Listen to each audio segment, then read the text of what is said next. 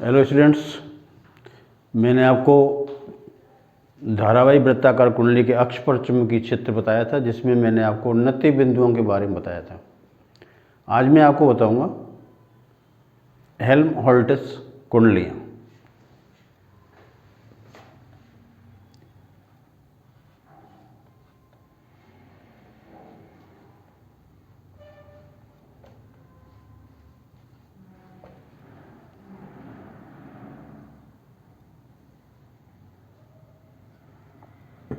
Helmholtz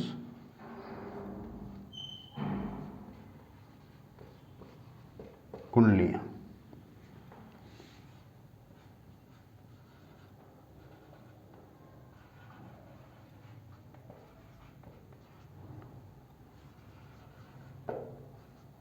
Helmholtz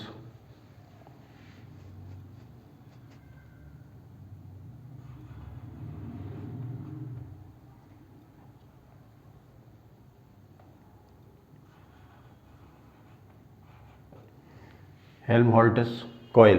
तो Helmholtz यहाँ पर एक वैज्ञानिक का नाम है, उसी ने इस कुंडलियों को बना के तैयार किया था और उसका उद्देश्य ये था कि एक समरूप चुंबकीय क्षेत्र किस प्रकार से प्राप्त किया जाए। तो समरूप चुंबकीय क्षेत्र प्राप्त करने के लिए ही इन कुंडलियों को बनाया गया था। ये जो कुंडलियाँ होती हैं ये समान आकार की होती हैं, समान त्रिज्या की होती हैं, समान फेरे होते हैं और इसमें समान विद्युत धारा एक ही दिशा में प्रवाहित होती है।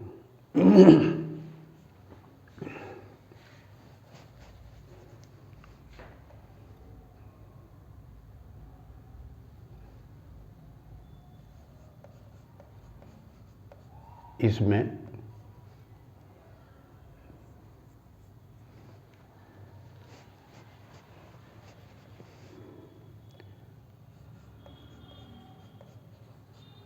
समान त्रिज्या तथा समान फेरों की दो समाक्ष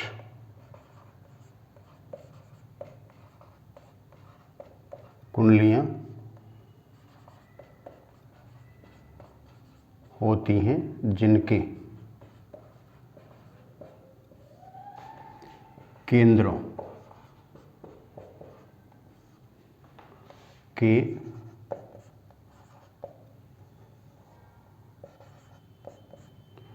बीच की दूरी उनकी त्रिज्या के बराबर होती हैं।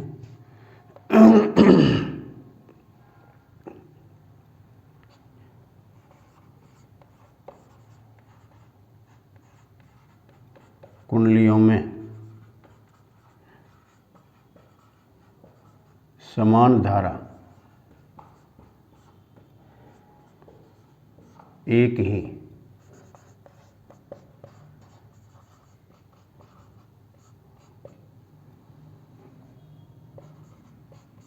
ही दिशा में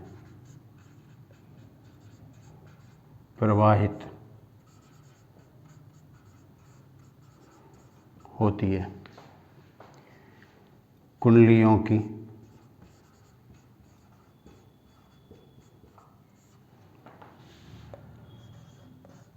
इस व्यवस्था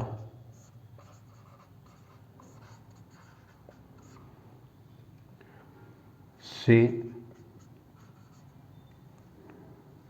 समचुंबकीय क्षेत्र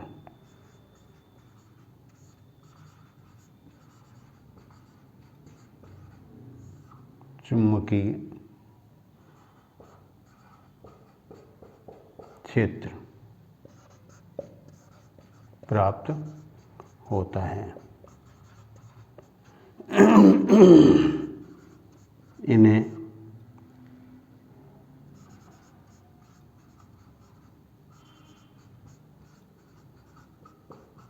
हेल्महोल्ट्ज़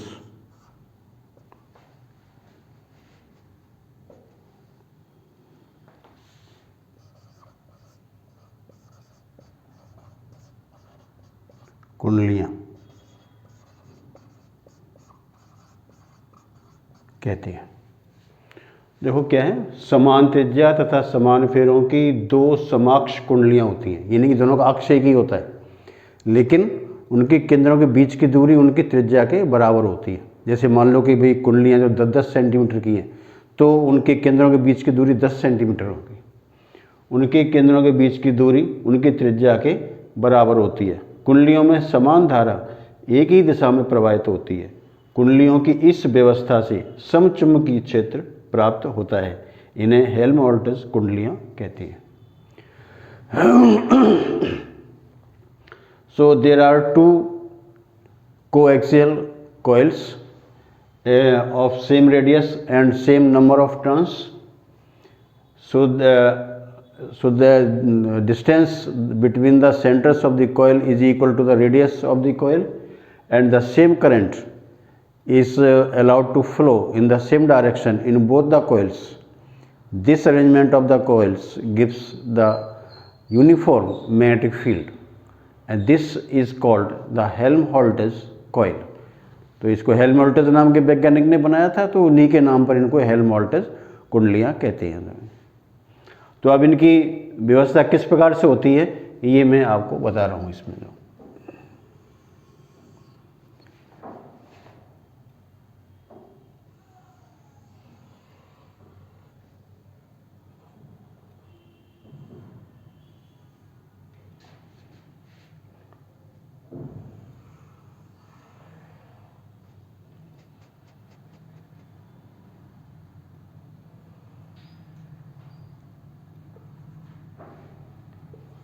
O1 O2 ये दो कुंडलियाँ हैं इस तरीके से, ऐसे जैसे मेरा ये हाथ है, तो ये कुंडलियाँ हैं इस तरीके से।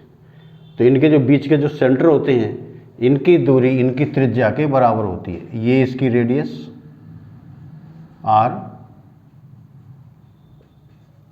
तो इनके जो बीच की दूरी है ये r के बराबर होती है,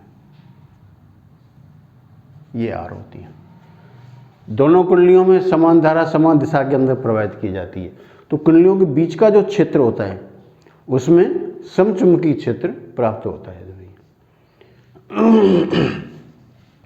तो अब इसके लिए अगर हम ग्राफ ड्रॉ करें, ये इसके लिए यहाँ पर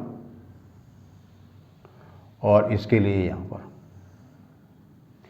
ये इनका चुंबकीय क्षेत्र भी इस तरीके से, ये इनके बीच का सेंटर होता है जो है यहाँ पर। तो यहाँ से क्या होती है कि ये चुंबकीय क्षेत्र इस तरीके से होता है, और इसके लिए जो चुंबकीय क्षेत्र होता है वो इस तरीके से।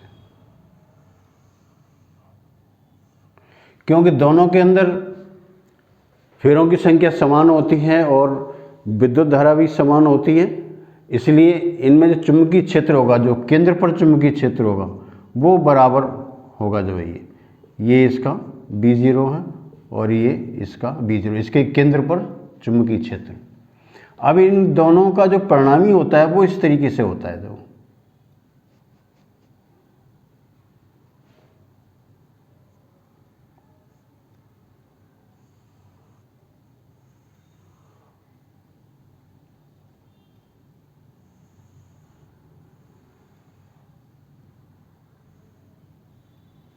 ये है, तो ये पहली कुंडली का चुंबकीय क्षेत्र, एक दूसरी का चुंबकीय क्षेत्र, तो ये परिणामी चुंबकीय क्षेत्र होता है। जो ये है परिणामी चुंबकीय क्षेत्र।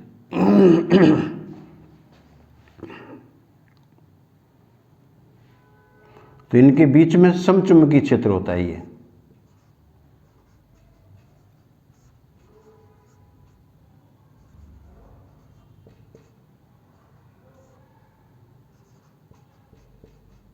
समचुंबकीय क्षेत्र यहाँ तक। तो ये इसका, यहाँ हम देखें तो ये इसका O1 होता है और ये इसका O2 होता है। O2, तो इनकी जो बीच की दूरी होती है इतने में इसमें समचुंबकीय क्षेत्र होता है जो ये। तो ये जो ग्राफ बताया गया है ये परिणामी चुंबकीय क्षेत्र है, परिणामी चुंबकीय क्षेत्र, इसको मैं यहाँ लिख देता हूँ।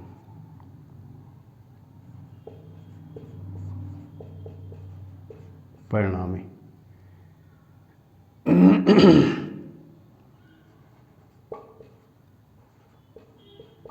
परिणामी चुंबकीय क्षेत्र, तो केवल इतनी डिस्टेंस के अंदर परिणामी चुंबकीय क्षेत्र होता है।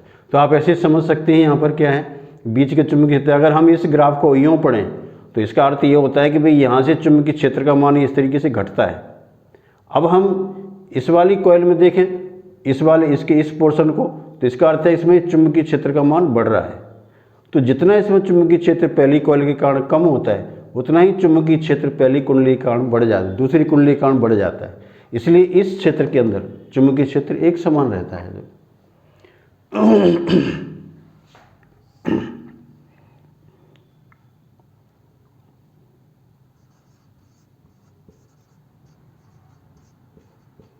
कुंडलियों के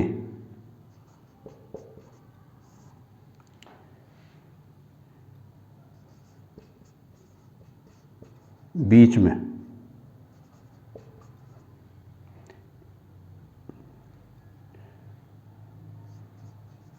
एक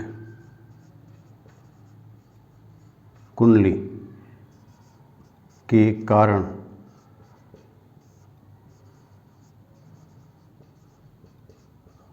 चुंबकीय क्षेत्र घटता है तो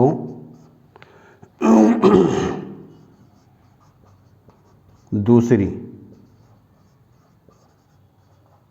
कुंडली के कारण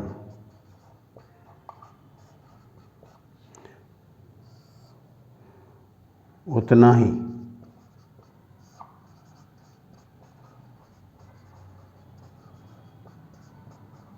चुंबकीय क्षेत्र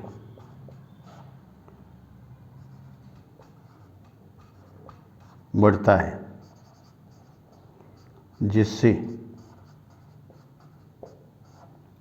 बीच के क्षेत्र में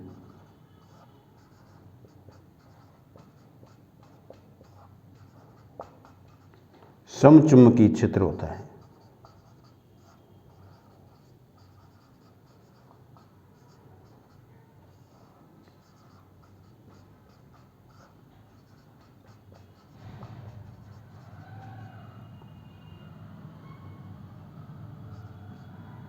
तो हम क्या बता रहे हैं, कुंडलियों के बीच में एक कुंडली के कारण चुंबकीय क्षेत्र घटता है। जैसे पहले के कारण है तो यहाँ चुंबकीय क्षेत्र ये घट रहा है, तो दूसरी कुंडली के कारण उतना ही चुंबकीय क्षेत्र बढ़ जाता है। जैसे ये ग्राफ है, ये ऊपर की तरफ जा रहा है तो ये बढ़ रहा है, इसके कारण घटता है तो दूसरे के कारण बढ़ता है, जिससे बीच में जो चुंबकीय क्षेत्र होता है वो एक समान रहता है और ये समचुंबकीय क्षेत्र प्राप्त होता है इससे।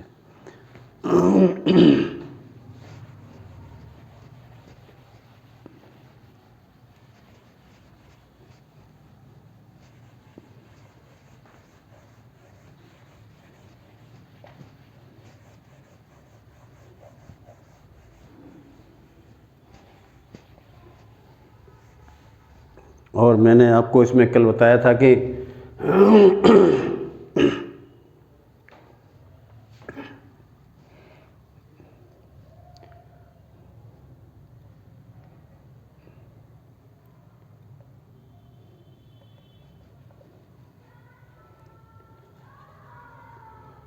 पहली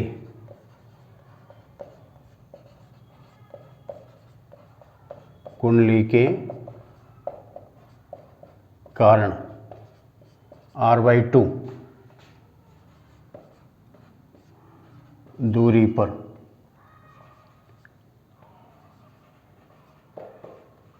चुंबकीय क्षेत्र ये इक्वल टू होता है 4/5√5 इंटू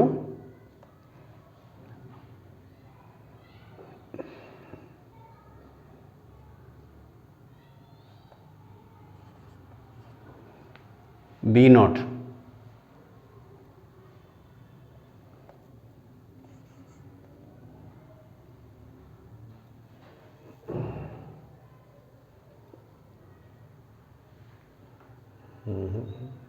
8 होता है जो 8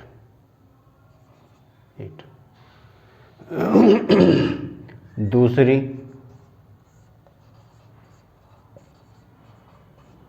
कुंडली के कारण R/2 दूरी पर चुंबकीय क्षेत्र,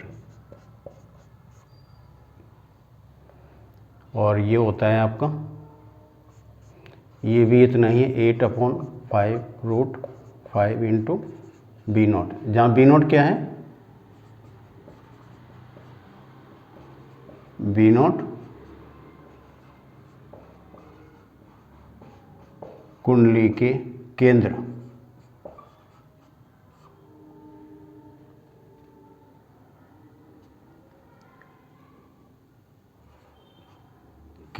पर चुंबकीय क्षेत्र। तो परिणामी कितना हो जाएगा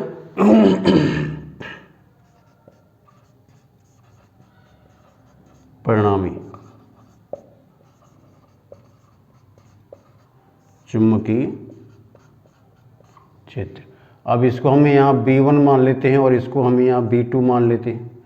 तो परिणामी चुंबकीय क्षेत्र B = B1 + B2।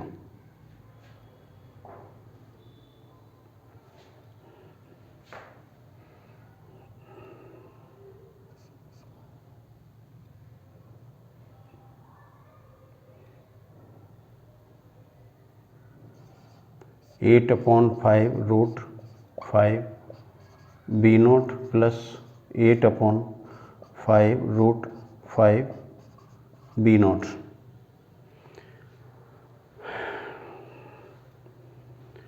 2 4 8 2.4 का 12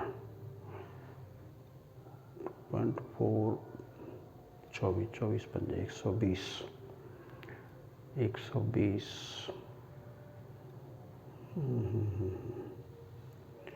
120 1.2 हो गया, 2.5 का 5 गुना, 2.4 का 5 गुना, तो ये 0 5 10 तो 12 पॉइंट समथिंग, 12 से ये भाग लगाने के 16 में तो 1 सही है। सो ये =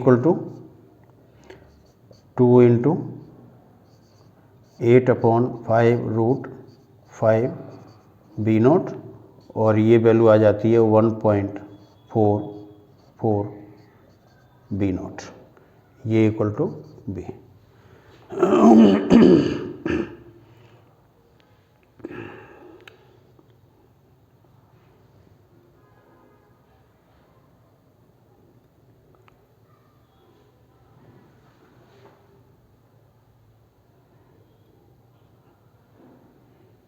लगभग ये वैल्यू इतनी आती है 1.44 या 1.42 के करीब।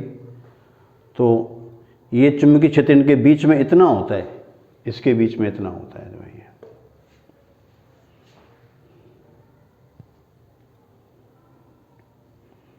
तो इस तरीके से हम इसमें देख सकते हैं कि हेल्महोल्ट्ज़ कॉइल के बीच में चुंबकीय क्षेत्र, इसके केंद्र पर चुंबकीय क्षेत्र का 1.44 गुना होता है।